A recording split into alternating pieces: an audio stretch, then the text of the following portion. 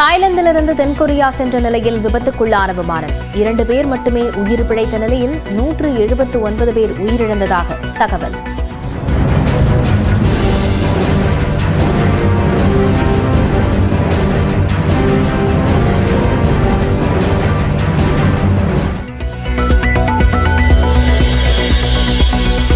தரையிறங்கும் போது ஓடுபாதையை கடந்து சென்று சுவற்றில் மோதி தீப்பிடித்த விமானம் பதைபதைக்க வைக்கும் வீடியோ காட்சி வெளியானது.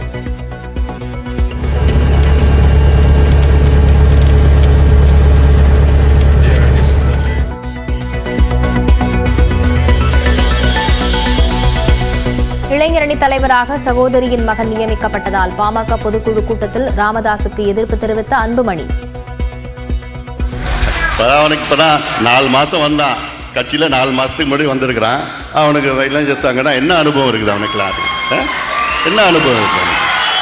வேற என்ன போட்டு பண்ணுங்க, நல்ல அனுபவசாலியா பண்ணுங்க தான் நான் சொன்னேன். களத்துல நல்ல ஆள் வேணும், நல்ல திறமையா வேணும்னு. கட்சி தன்னுடையதுதான், தான் கூறுவதை தான் அனைவரும் கேட்க வேண்டும் என ராமதாஸ் காட்டும். நான் சொல்றதுதான் கேட்கணும். நான் ஆரம்பிச்ச கட்சி, நான் என்ன சொல்றேனோ அதுதான் செய்யணும். எல்லாரும் அப்படி விருப்பம் இல்லாதவர்கள் விலகிக் கொள்ளுங்கள்.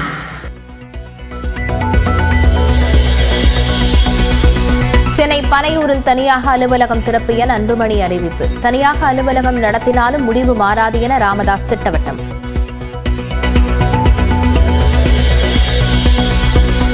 பாமக நிறுவனர் ராமதாஸை இன்று காலை சந்திக்கிறார் பாமக தலைவர் அன்புமணி. தைலாபுரம் தோட்டத்தில் காலை 11 மணிக்கு நடைபெறுகிறது சந்திப்பு.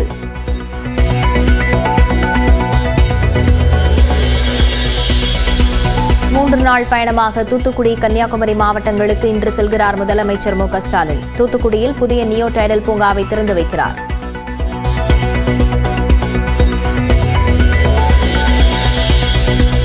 அரிசி குடும்ப அட்டைதாரர்களுக்கு பொங்கல் பரிசு தொகுப்பு அறிவித்தது தமிழ்நாடு அரசு. தலா 1 கிலோ பச்சரிசி, சர்க்கரை மற்றும் முழு கரும்பு வழங்கப்படும் என அறிவிப்பு.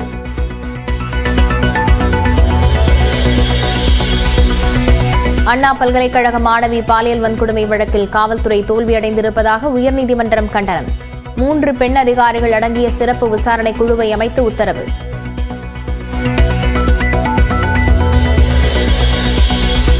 அண்ணா பல்கலைக்கழகத்தில் மாணவர்களின் பாதுகாப்பை அதிகரிக்க வேண்டும். நேரில் ஆய்வு செய்த ஆளுநர் RN ரவி உத்தரவு.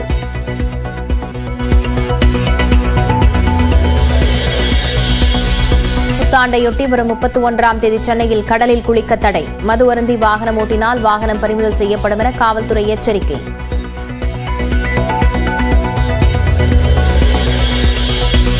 திருப்பதி ஏழுமலையான் கோயிலில் அலைமோதும் கூட்டம். 24 மணி நேரம் காத்திருந்து தரிசனம் செய்யும் பக்தர்கள்.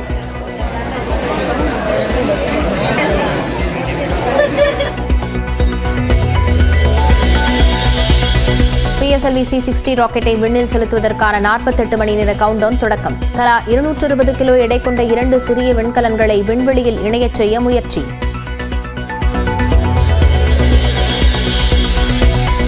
விமான விபத்தில் 38 பேர் உயிரிழந்தது தொடர்பாக அசர்பைஜான் அதிபரிடம் மன்னிப்பு கோரிய ரஷ்ய அதிபர் புட்டின். விபத்துக்கு ரஷ்யா காரணம் என குற்றச்சாட்டு எழுந்த நிலையில் மன்னிப்பு கோரினார்.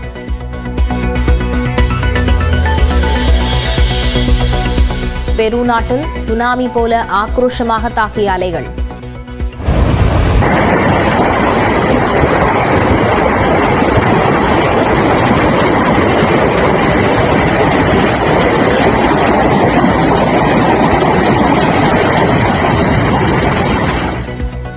அலையின் வேகத்தில் தூக்கி வீசப்பட்ட படகுகள்.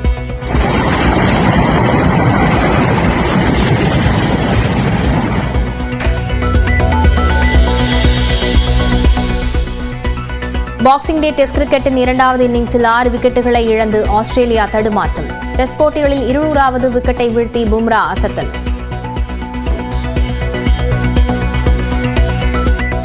தென்கொரியாவில் பயணிகள் விமானம் விபத்துக்குள்ளானதில் 179 பேர் உயிரிழந்திருக்கலாம் என்று அஞ்சப்படுகிறது. விமானம் விபத்துக்குள்ளான பதைபதைக்க வைக்கும் வீடியோ காட்சிகள் வெளியாகியுள்ளன. தாய்லாந்து தலைநகர் பாங்காக்கிலிருந்து 175 பயணிகள் மற்றும் 6 பணியாளர்களுடன் ஜிஜு நிறுவனத்தைச் சேர்ந்த விமானம் தென்கொரியாவின் முவான் சர்வதேச விமான நிலையம் நோக்கி சென்று கொண்டிருந்தது. உள்ளூர் நேரப்படி இன்று காலை மூவான் விமான நிலையத்தில் விமானம் தரையிறங்கிய போது கட்டுப்பாட்டை இழந்த விமானம் ஓடுபாதையை விட்டு விலகி சறுக்கியபடி சென்று விமான நிலையத்தின் சுவர் மீது மோதி விபத்துக்குள்ளானது. இதில் விமானம் வெடித்து சிதறியதால் வானளவிற்கு புகை கிளம்பியது.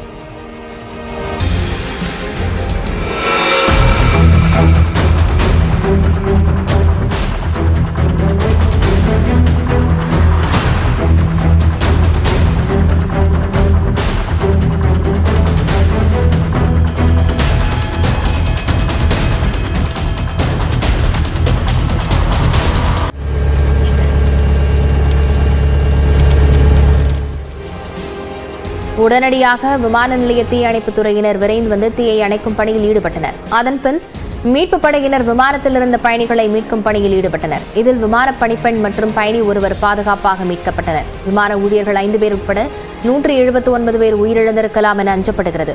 முதற்கட்ட விசாரணையில் லேண்டிங் கியரில் கோளாறு ஏற்பட்டதால் விமானம் விபத்துக்குள்ளானது தெரியவந்துள்ளது.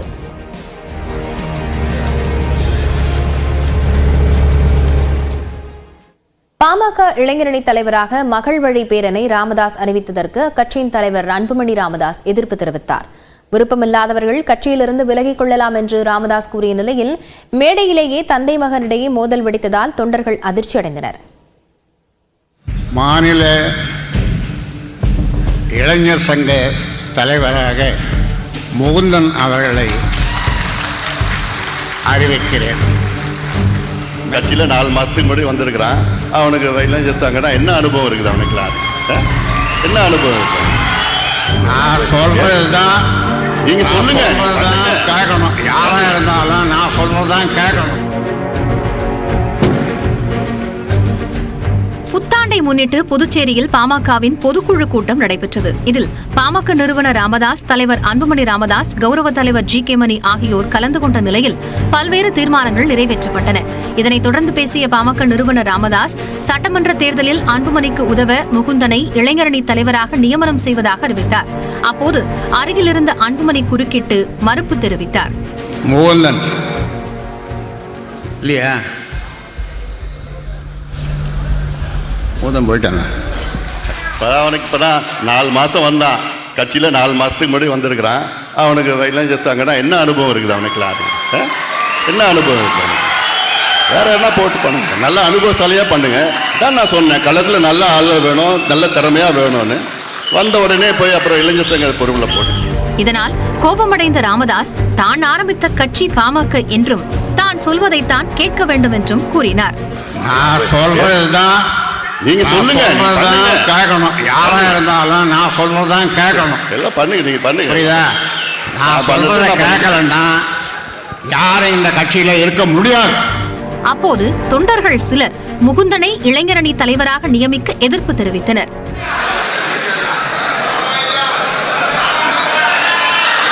முகுந்தன் தலைவர், அதற்கு இது தன் கட்சி என்று அழுத்தம் திருத்தமாக கூறிய ராமதாஸ், விருப்பமில்லை என்றால் யாராக இருந்தாலும் விலகிக் கொள்ளலாம் என்றார்.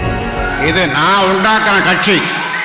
நான் சொல்றதை கேட்கலன்னா யாரும் இந்த கட்சியில இருக்க முடியாது. என்ன சரின்னா சரி, போ. இதனால் அதிருப்தியடைந்த அன்புமணி பனையூரில் தான் தனியாக அலுவலகம் தொடங்கி இருப்பதாக கூறிவிட்டு மைக்கை தூக்கி எறிந்தார். முகுந்தன், மீண்டும் சொல்றேன், மாநில இளைஞர் சங்க தலைவராக நியமிக்கப்படுகிறார். கை தட்டுங்கப்பா. குடும்பத்தில் இன்னொன்று போடு, குடும்பத்தில் வச்சுக்கிட்டு.